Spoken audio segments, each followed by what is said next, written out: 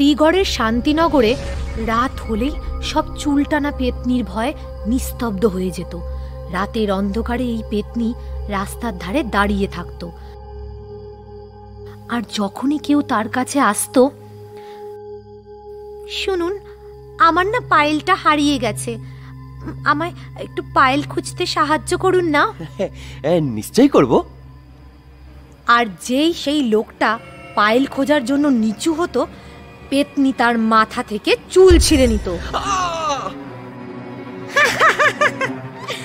এখন তুই তাই করবি যা আমি বলবো।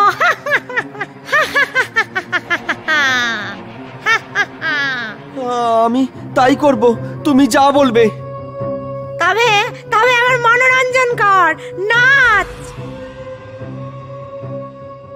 লোকটি পেতনির বশে ছিল, সে পেতনির কথায় নাচতে লাগলো। কয়েক ঘন্টা ধরে সে নাচতেই থাকলো। ম্যাস ম্যাস, আর ভালো লাগছে না আমার। যা যা তো, ওই পাহাড় দিয়ে গিয়ে লাফ দে। লোকটি পাহাড়ে উঠে গেল আর সেখান থেকে লাফ দিল।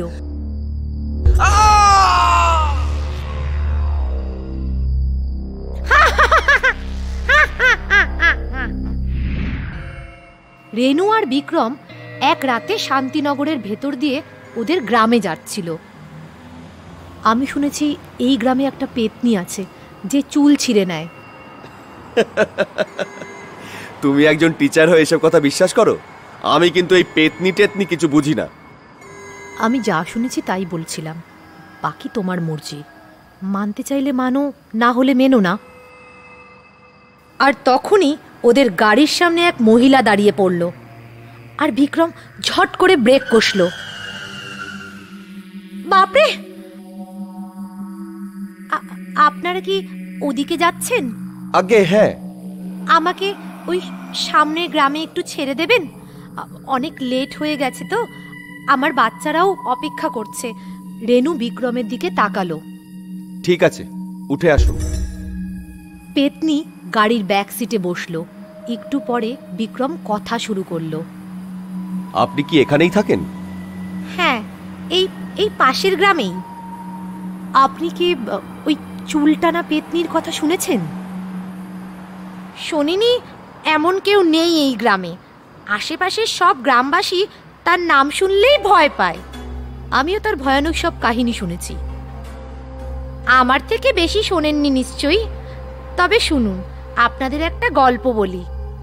এক অন্ধকার রাতে শহর থেকে দুজন ছেলে গ্রামে ছুটি কাটাতে আসছিল, ভিকি আর বাবলু। এই ঠিক এই রাস্তা দিয়েই ওরা জিপে করে আসছিল। শেষে শহরের হুটোপটি থেকে একটু নিস্তার পেলাম। আমিও তো বেশ কিছুদিন আরাম করব, আরাম। তখনই ওদের নজর পড়ল একটি সুন্দরী মেয়ের ওপর, যে রাস্তায় দাঁড়িয়ে খুব কাঁদছিল। বাবলু, মনে হয় ওই মেয়েটির সাহায্যের দরকার। হ্যাঁ চল, আমরা কি আপনাকে সাহায্য করতে পারি? আমার নাকচাবিটা পড়ে গেছে, সোনার ছিল। আমি যদি এইভাবে ঘরে যাই, মা আমায় খুব মারবে। তুমি কি আমায় নাকচাবিটা খুঁজে দিতে একটু সাহায্য করবে? নিশ্চয়ই। ভিকি আর বাবলু নাকচাবি খোঁজার জন্য নিচু হলো, আর মেয়েটি দুজনের মাথা থেকে একটা করে চুল ছিঁড়ে নিল আর জোরে জোরে হাসতে লাগলো। আমায় আমায় সাহায্য করতে এসেছো? দুজনেই তখন পেতনির বশে। পেতনির ইচ্ছায় ওরা দুজনে মারামারি করতে লাগলো।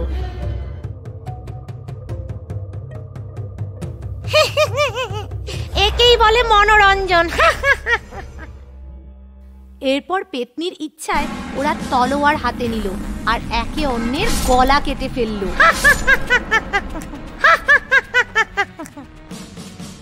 ওই দুজন ছেলেকেও পেতনি তার মনোরঞ্জনের জন্য মেরে ফেলেছিল।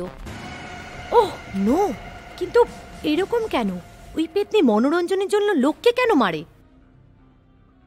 ওই পেতনিরও একটা গল্প আছে। পেতনিরও আবার গল্প? কই শোনান দেখি। এই পেতনি একসময় খুব সুন্দর নর্তকী ছিল, দামিনী। দামিনীর নাচ দেখতে গ্রামের সব বড় বড় লোকেরা জমায়েত করত। লোকে তার উপর জলের মতো পয়সা খরচ করত। দামিনীও খুব সুখে ছিল।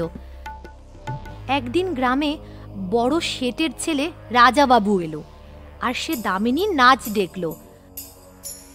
দামিনীর সৌন্দর্য দেখে সে মুগ্ধ হয়ে গেল। দামিনীর নাচ দেখতে সে প্রায় আসতে থাকলো, আর দামিনীর সাথে কথা বলার অজুহাত খুঁজতো। দামিনী, আমি তোমায় খুব পছন্দ করি। আমাকে তো সারা গ্রামের লোক পছন্দ করে, কিন্তু আমি তোমাকে বিয়ে করতে চাই। রাজাবাবু প্রথম লোক ছিল যে দামিনীকে বিয়ে করতে চেয়েছিল। এরপর দামিনী আর রাজাবাবু প্রায় দেখা করত। রাজাবাবু দামিনীর জন্য কখনো কখনো নাকচাবি আনতো, আবার কখনো কানের দুল, আবার কখনো পায়েল। আস্তে আস্তে দামিনী রাজাবাবুকে ভালোবেসে ফেলেছিল। রাজাবাবু, আমাদের বিয়ে কবে হবে? খুব শিগগিরই করব। ব্যাস, আমি বাবার পারিবারিক ব্যবসাটা বুঝে নি, তারপরে আর আমায় পায় কে? তখন আমি তোমায় বিয়ে করলে আমাকে কেউ আটকাতেও পারবে না। আমাদের বিয়ে মন্দিরে হবে নাকি অনেক ধুমধাম করে হবে? রাজাবাবুর বিয়ে ধুমধাম করেই হবে। রাজাবাবুর মিষ্টি মিষ্টি কথায় দামিনী তলিয়ে যাচ্ছিল। একদিন দামিনীর এক বান্ধবী তার কাছে এলো। এই দামিনী, দামিনী, রাজাবাবুর কালকে বিয়ে, পাশের গ্রামের লালার মেয়ের সাথে। কি? এটা কি করে সম্ভব হয়? দামিনী রাজাবাবুর সাথে দেখা করতে গেল। কি শুনছি কি আমি? তুমি তো আমায় বিয়ের কথা দিয়েছিলে। তোমায়? তুমি তো একজন নাচনেওয়ালি, তোমায় কে বিয়ে করবে? দামিনী খুব ভেঙে পড়ল আর সেখানেই কাঁদতে লাগলো। এই ঘটনা গ্রামের পঞ্চায়েতের কাছে গেল। রাজাবাবু, তুমি কি দামিনীকে বিয়ের কথা দিয়েছ? আপনি কি আমার সাথে মজা করছেন মোড়ল মশাই? নাচনেওয়ালিকে কেউ বিয়ে করবে এরকম হয়েছে?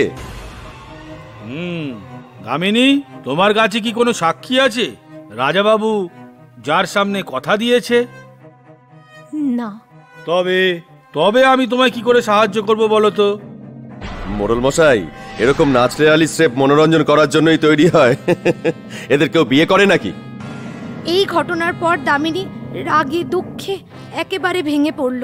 সে কাঁদতে কাঁদতে সোজা নিজের বাড়ি চলে গেল।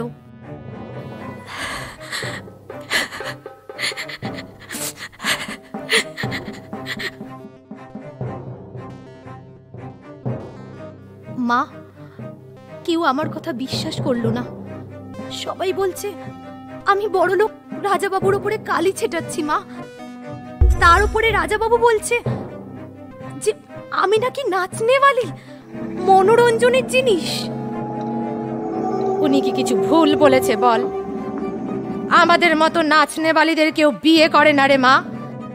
শুধু শুধু আমাদের ব্যবহার করে। যতক্ষণ আমাদের এই রূপ আছে, আমাদের চাহিদা আছে। তোকে বারবার বলেছি ওই রাজাবাবুর কথায় ভুলিস না, কিন্তু তুই আমার কথা শুনিস নি রে মা। কিন্তু মা, আমি রাজাবাবুকে সত্যি সত্যি ভালোবাসি আর ওকে বিয়ে করতে চাই। তুই কি পাগল হয়ে গেছিস দামিনী? এই সমাজ তোকে এটা করতে দেবে না রে মা। তোর আর আমার মতো নাচনেওয়ালিদের দুনিয়া, এই রঙ্গমঞ্চ কারোর বাড়ি নয়। তবে রাজাবাবুর দেওয়া সেসব কথা কি ছিল? সেসব মিথ্যে ছিল। সে শুধু তোকে ব্যবহার করেছে মনোরঞ্জনের জন্য, শুধু মনোরঞ্জনের জন্য, বুঝলি? যখন দামিনী পাহাড়ের ওপর দাঁড়িয়েছিল, তার রাজাবাবুর কথা বারবার মনে পড়ছিল। তারপর তার মায়ের কথাও মনে পড়ল। এরকম জীবন রেখে কি লাভ, যখন আমি লোকের কাছে শুধুই মনোরঞ্জন? না না না, আমি এই জীবন চাই না। এরপর দামিনী পাহাড় থেকে লাফ দিয়ে মারা গেল।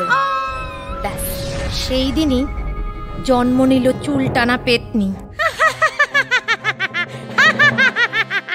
এই জন্যই সে মনোরঞ্জন করে লোকেদের মেরে ফেলতো। ওহ, ওর সাথে তো খুব অন্যায় হয়েছে। কিন্তু কিন্তু তার মানে তো এই নয় যে ও লোকেদেরকে মেরে বেড়াবে। এ তো লোকেদের সাথে রীতিমতন একটা অন্যায়, ক্রাইম। ও, আর যেটা ওর সাথে হয়েছিল সেটা কি ছিল? সেটা ক্রাইম ছিল না? তুমি যদি ওর সাথে হওয়া অন্যায় উপলব্ধি করতে তবে এরকমটা বলতে পারতে না। সে যার যার চুল ছিঁড়ে নেয় তাকে সে বশ করে নেয়। দামিনী পেতনি হয়েই আগে রাজাবাবুকে ডেকে পাঠিয়েছিল।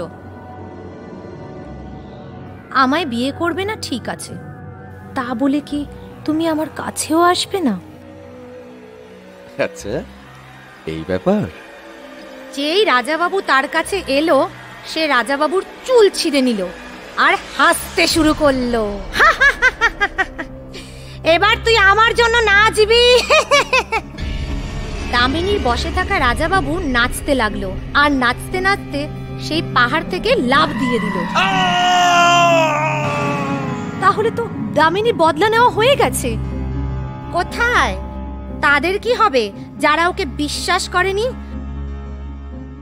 তাদের সবাইকেও মরতে হবে, আর তোমাদেরও।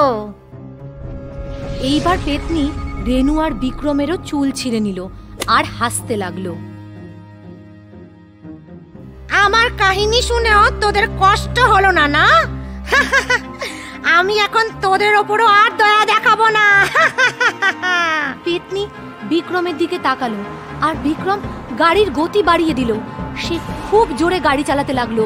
ওদের গাড়ি সেই পাহাড়ের উপর উঠলো আর ওদের গাড়ি নিয়ন্ত্রণ হারিয়ে পাহাড় থেকে পড়ে গেল।